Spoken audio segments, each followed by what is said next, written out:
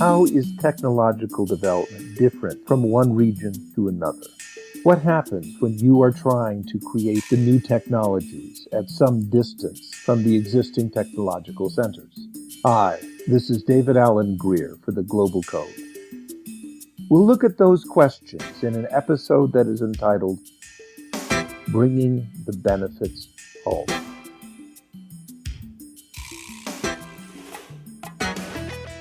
If you read enough regional reports on international tech development, you start to get suspicious that one person has built a successful career on the power of global replace.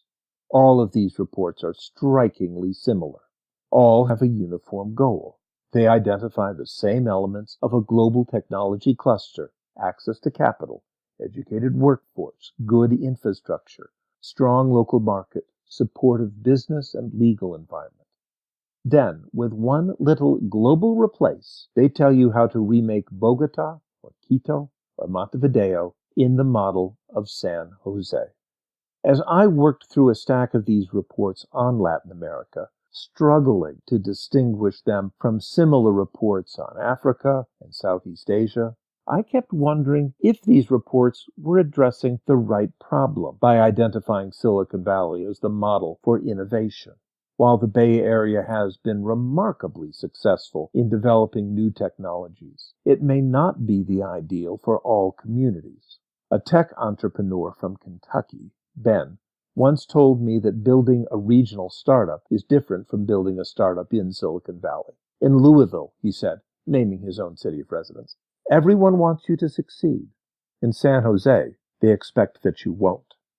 His comment captured a reality of regional tech development. Regional developers, be they in the Midwest United States or in Latin America, invest in technology in order to get some of the secondary benefits of their region. They want tech startups to improve local infrastructure, to bring new skills to the workforce, to strengthen local institutions, to teach the community how to use new ideas. As a result, they want and expect a return on their investment. They want to see the organization succeed. By contrast, if you live in Silicon Valley or any other major development center, you are a little concerned about secondary impact of new technology, since the local environment is already well developed. You want the primary impact of technology, the new product, the disrupted market, the novel institution, or the new way of thinking about the world. You believe that someone will be able to do this, but you aren't sure who will be the first person to do it well. Hence, you may invest in a startup, but you don't expect them to succeed. As far as I can tell, Ben is trying to run his Louisville startup with a Silicon Valley ambition. He leans heavily on his Kentucky supporters, and yet works to connect with West Coast technology centers. Much of the time I hear from him, he's going to San Francisco, or returning from Seattle, or sitting on a plane answering email. He wants to bring the benefits of technology to Louisville, but he has to do it in the environment of San Jose. Ben's strategy is strikingly similar to one that's used by a Colombian startup, a small company that I have been following. This company might be described as a typical San Francisco firm, though it has strong regional connection. It is firmly ensconced in a San Francisco co-work space, and it is located next to startups that grew out of the local infrastructure. Yet this company has its roots in Colombia because that is the home of its founder, Alex. To get to San Francisco, it traveled a long distance that passed through New York, South Florida, Tokyo, and finally San Francisco. I was a little surprised that Alex abandoned New York to move to San Francisco, but he argued, as Ben had before him, that if you want to make an impact with technology, you have to have a connection to the Bay Area.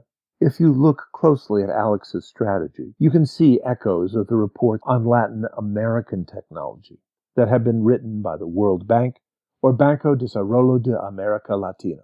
Alex works with the strengths of his home country. In particular, much of his investments comes from a country that has wealth to invest.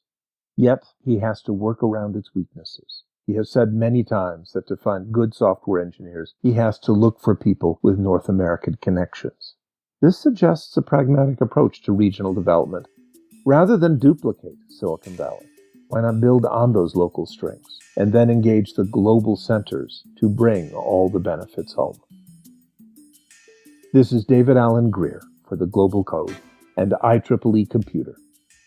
Take care.